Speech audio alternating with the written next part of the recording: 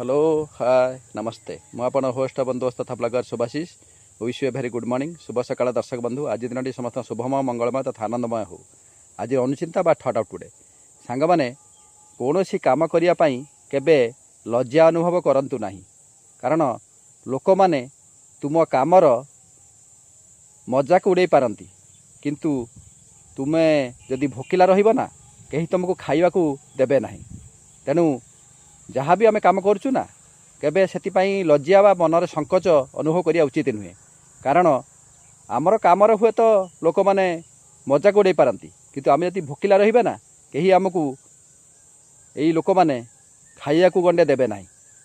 तेणु निज कर्म ही भगवान आम जहाँ भी कर्म करवा ताको सत् मनरे भल मनरे करवा देखिए आमर चलापथ कुसुमित हम एवं आमर भविष्य उज्जवलमय हम। कौन ठीक कहला बंधुगण जदि मोर कथा आपको भल लगी तेज निश्चय गोटे लाइक करेंगे सुंदर कमेंट देवे शेयर एंड सब्सक्राइब करेंगे। जय जगन्नाथ।